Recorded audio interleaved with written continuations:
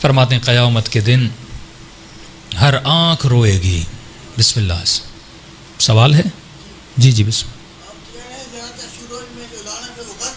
غلط نہیں ہے، فلسفہ بتا رہے ہیں نا.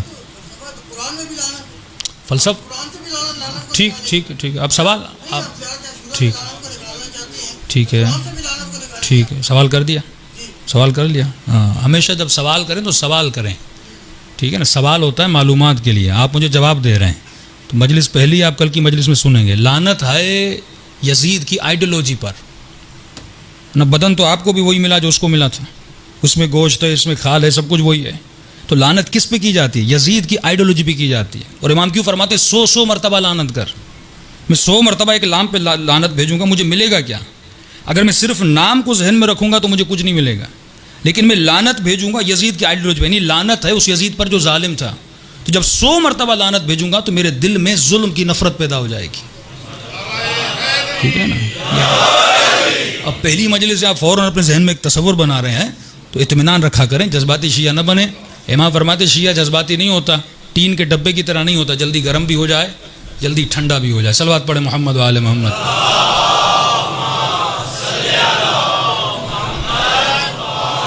محمد وعجل ہر شے کا ایک مفہوم ہے.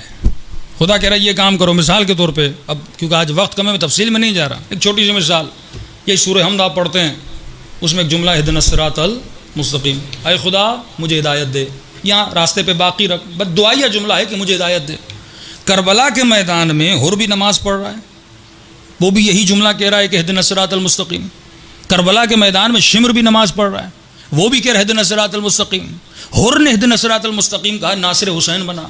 اس نے اہدنا الصراط المستقیم کا قاتل حسین بنا. جملے تو وہی تھے نا. جملوں کے دوران سے کیا ہوتا ہے؟ فرق یہ تھا کہ شمر صرف ذکر کر رہا تھا، اور ذکر بھی کر رہا تھا، اس پہ فکر بھی کر رہا تھا. رسمی اللہ صلی علی محمد. ابھی بحث کھلے گی تو آگے چلی جائے گی. وہی جو کام آپ کے ممبر سے دوسرے اپنے شیعہ ایک مکتب کے لوگ کر رہے ہیں. زور ہے لعنت پر. اب لعنت بھی بیچتا ہے، بعد میں جا کے شراب بھی بیچتا ہے. یہ لعنت کس کام کی ہے؟ شمر میں 4 صفات تھیں. کبھی آپ نے صفات کو پڑھا کہ شمر شمر کیوں بنا، یزید یزید کیوں بنا؟ انسان مجموعہ ہے عادتوں کا. یا اس میں اچھی عادتیں ہیں یا اس میں بری عادتیں ہیں. جب اچھی عادتیں آتی ہیں تو ان اچھی عادتوں کا نام ہے راہ حسین. جب بری عادتیں آتی ہیں ان عادتوں کا نام ہے راہ یزید. جنگ افراد سے نہیں ہے، جنگ ان کی آئیڈیالوجی سے ہے. تب امام حسین فرماتے ہیں کہ بھئی یہ آپ تصور کر سکتے ہیں کہ امام حسین یزید کی بیعت کرتے ہیں؟ ہمارے تصور میں بھی نہیں آ سکتا.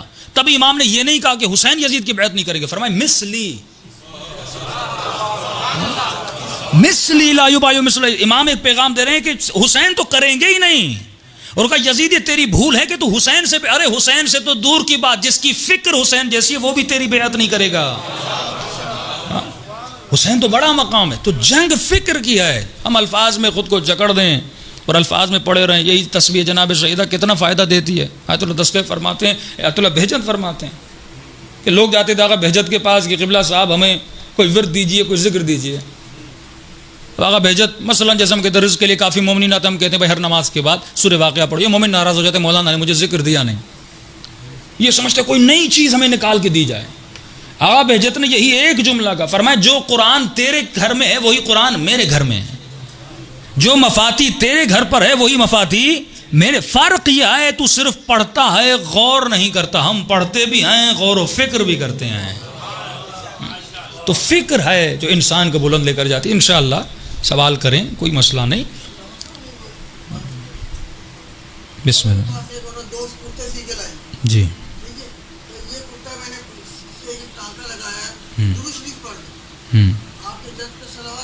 جی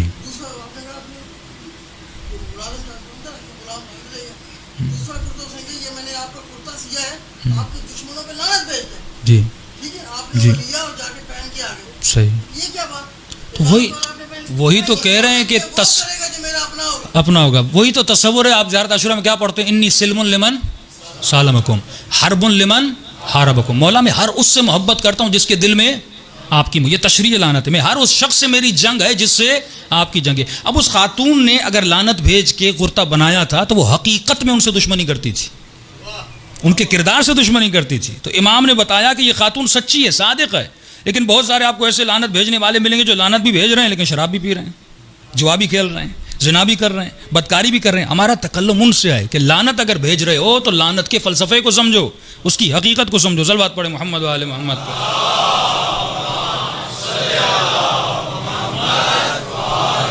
محمد وجل فرج. انشاءاللہ وقت ملا تو میں برادران سے کہوں گا کہ میں مجلس کا ٹائم پیریڈ کم کروں گا اور آخر میں 10 منٹ ہم سوال جواب کے رکھ لیں تاکہ یہ ایک طرفہ مجلس نہ ہو اور ہم ان میں سے ہیں ہی نہیں کہ آپ کے سوالوں کا جواب نہ دیں. جو موضوع ہم بیان کریں اس پہ گرفت ہے، اس کو پڑھا ہوا ہے، اس کی تفسیر کو پتہ ہے.